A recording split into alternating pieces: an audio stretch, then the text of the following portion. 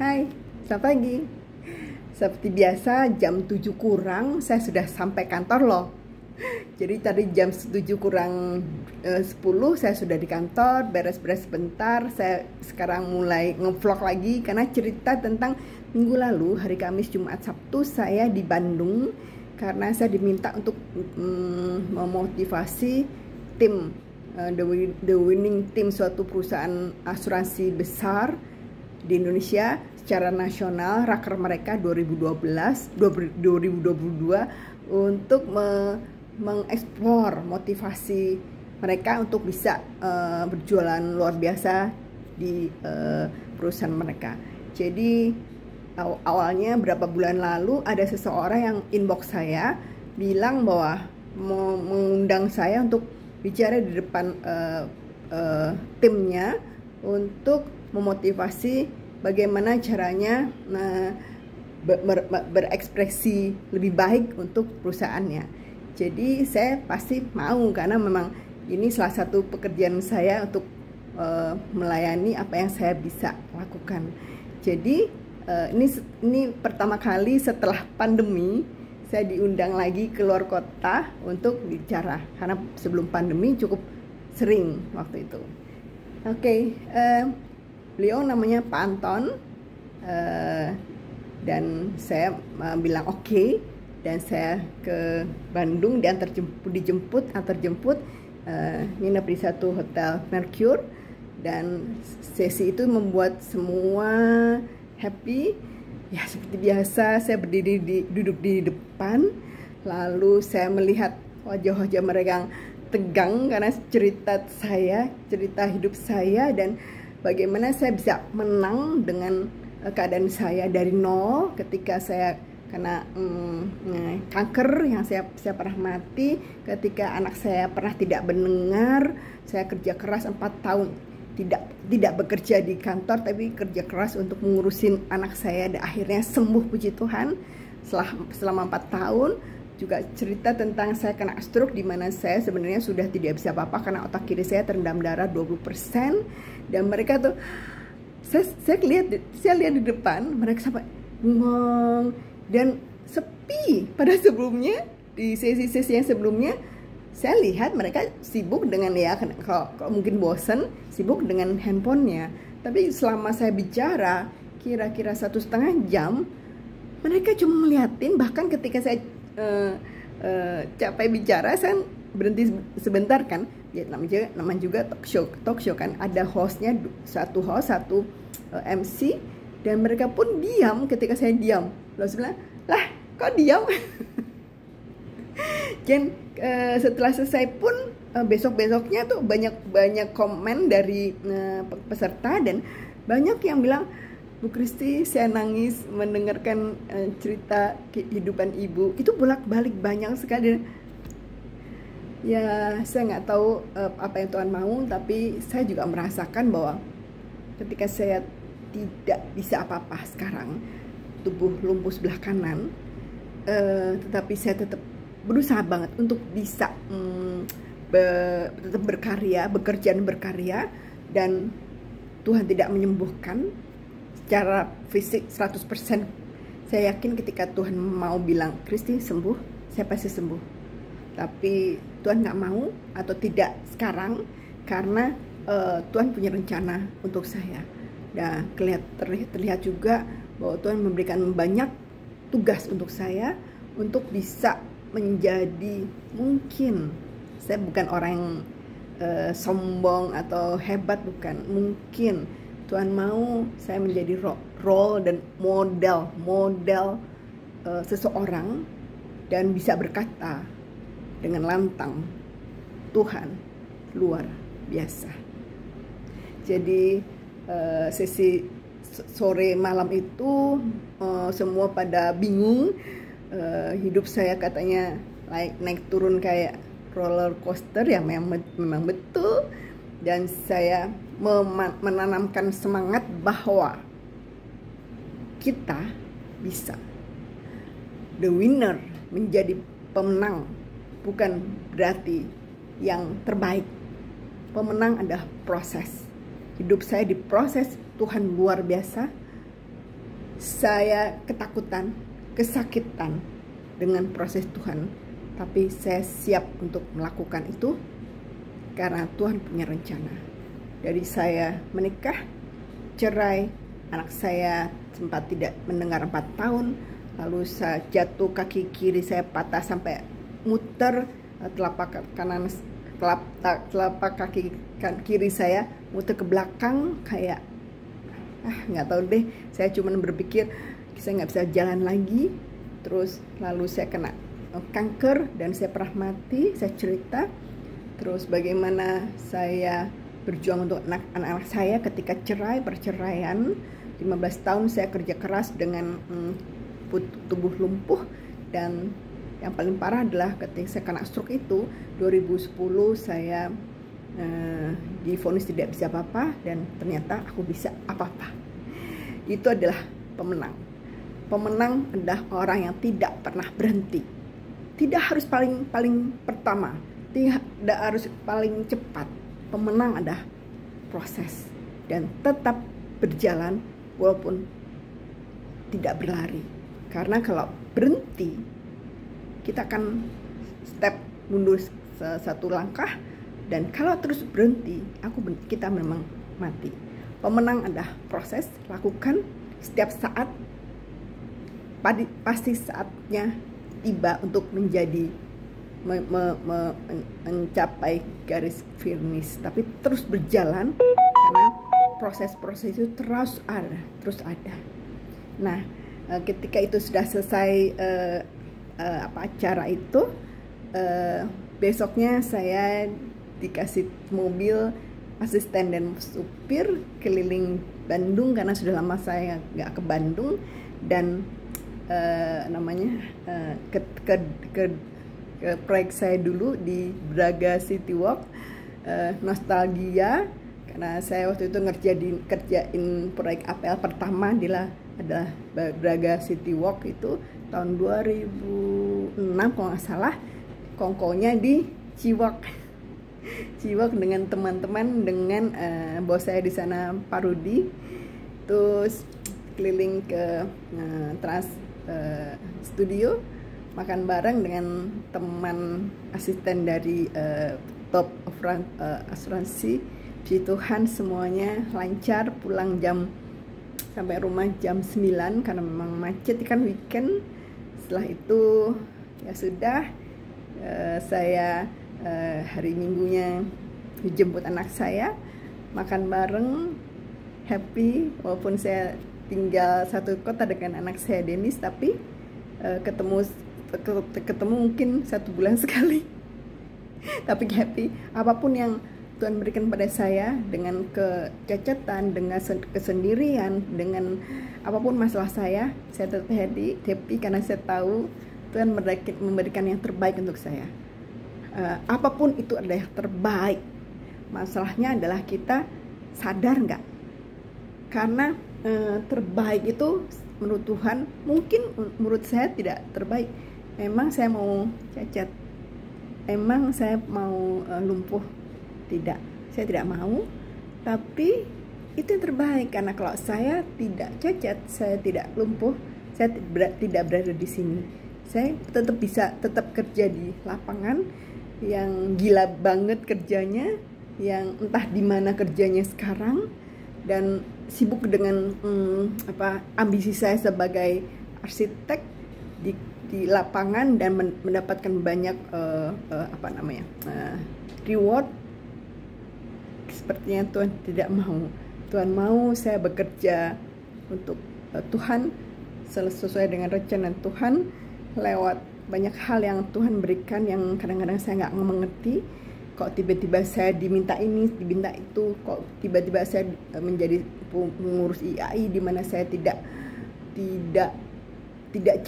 ada di dunia itu lagi. Jadi tugas Tuhan itu luar biasa, dan itu adalah pemenang. Seperti tema Raker 2022 dari Top Asuransi itu kemarin, pemenang, itulah penang. The winning mentality. Bagaimana cara kita memenangkan kehidupan kita dengan cara apapun. dengan cara yang berbeda antar satu orang dengan yang lain. Pemenang adalah proses bagaimana kita bisa memproses diri kita sendiri dan siap untuk diproses oleh Tuhan, dan itu akan menjadikan kita tetap berjalan sampai ujung di ujung sana. Tuhan akan kita mendapatkan reward dari Tuhan lewat banyak hal. Yang jelas kita tidak boleh berhenti. Perjuangan kita harus tetap berjalan walaupun capek.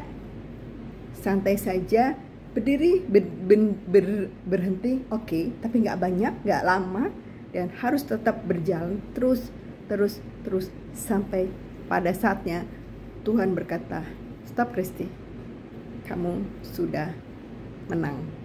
Mungkin begitu, saya tidak tahu. Saya bukan pendeta, saya bukan siapa-siapa. Saya cuma merasa bahwa Tuhan memberikan saya kesempatan untuk bisa menjadi pemenang dengan mental kokoh, dengan iman kuat kepada Tuhan, karena Tuhan luar biasa. Saya tidak pernah bilang saya hebat, dan saya juga bilang sama teman-teman, mereka selalu bilang Kristi hebat. No, yang hebat bukan saya.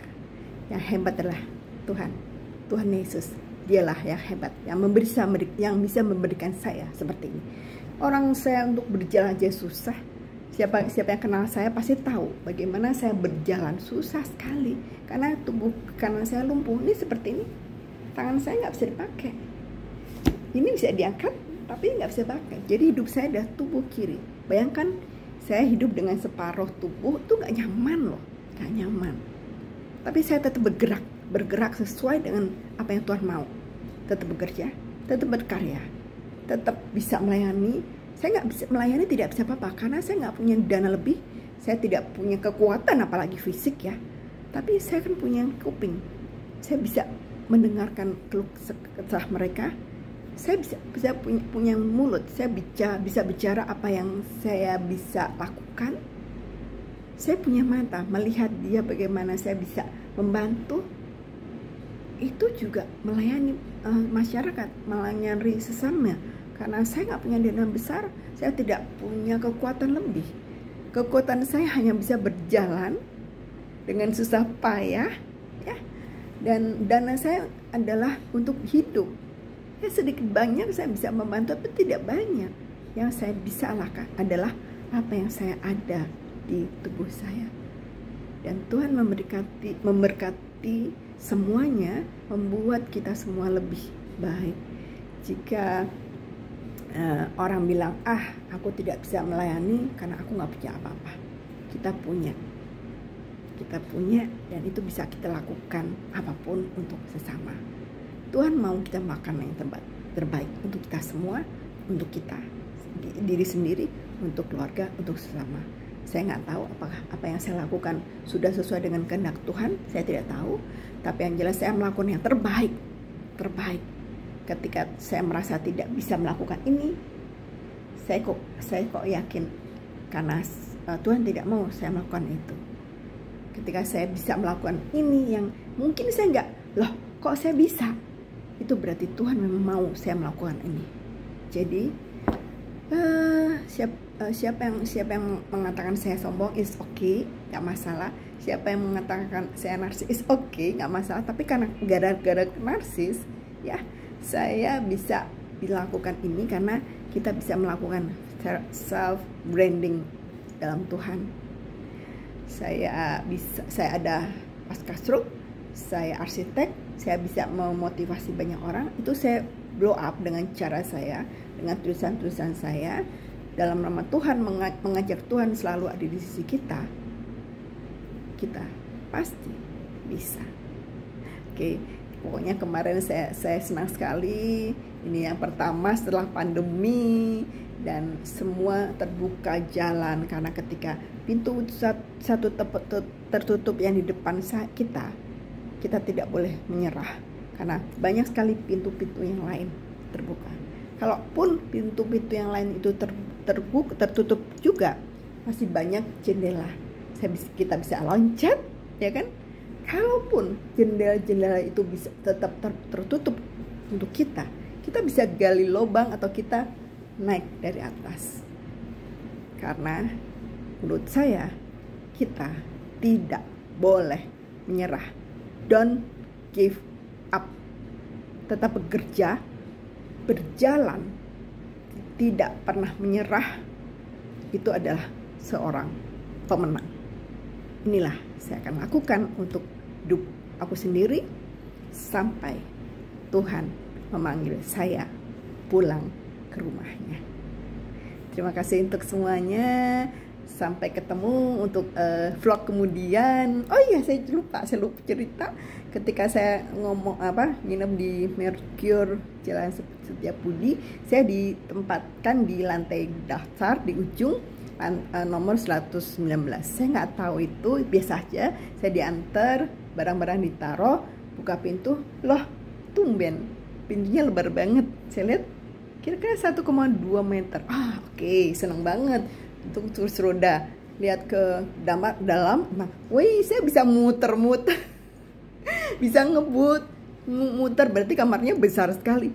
Belum ngeh juga apa yang terjadi. Oke, udah selesai barang-barang ditaruh, saya ke kamar mandi. Loh, pintunya kok besar banget, 1,2 dan tidak ada trap. Jadi ada rem kecil. Begitu masuk ada semua banyak sekali grab atau railing. Saya baru sadar, oke, ini memang kamar khusus untuk disabilitas dan lansia atau prioritas. Oke, dengan senang sekali saya foto, saya vlog, dan konsepnya oke banget. Cuman sayang, saya sudah bilang lantainya masih licin karena itu akan sangat berbahaya untuk kami. Berjalannya susah, apalagi di lantai yang licin, harus pakai keramik yang lebih kasar. Untung saya selalu bawa sandal karet, bukan sandal jepit. Saya nggak bisa pakai sandal kejepit karena kaki kanan saya lumpuh. Jadi kalau jalan ya copotlah sandal. Jadi saya punya sandal karet yang di belakangnya ada pegangannya sehingga saya bisa jalan, dan itu selalu saya bawa kemana-mana karena saya harus mandi sendiri kan, sekarang nggak ada yang bisa bantu saya kan. Takut jatuh, saya selalu bawa kemana-mana, keluar negeri semua saya pakai itu. Di kantor, di rumah pun ada. Nah itu begitu selesai saya keluar, saya cari manajemen, tanya, Pak, namanya Pak Agin ada salah satu manajer kali ya di sana. Pak, kamar itu benar-benar khusus untuk disabilitas. Ya Bu, di chain lingkaran Mercure di seluruh dunia itu selalu ada minimal satu kamar untuk disabilitas atau orang tua. Saya senang banget karena yang saya tahu memang terakhir ke Amerika tahun 2016 itu di hotel-hotel kecil pun ada tempat kamar khusus untuk disabilitas ya. Hotel kecil loh, bukan hotel jaringan hotel internasional. Berarti yang jaringan hotel internasional pasti ada. Berarti nama juga internasional, berarti semua aja ada. Tapi di Indonesia saya jujur belum pernah lihat. Karena ya secara jujur Indonesia memang belum terlalu memfokuskan untuk fasilitas disabilitas. Jadi ketika kemarin saya dapat ruangan seperti itu, wow, Indonesia lebih baik. Terima kasih Mercure, terima kasih Pak Gin. Dengan itu dia kirim buah-buahan, ada pisang, jeruk apa untuk saya khusus, dan handuk kamar itu dibentuk gajah. Saya senang banget, terima kasih Pak Gin. Dan pokoknya kemarin saya senang.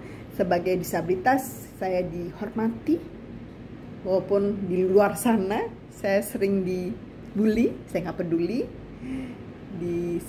Kemarin saya dihormati, dihargai, bahkan ditempatkan yang khusus tempat, dan ada banyak special treatment untuk saya.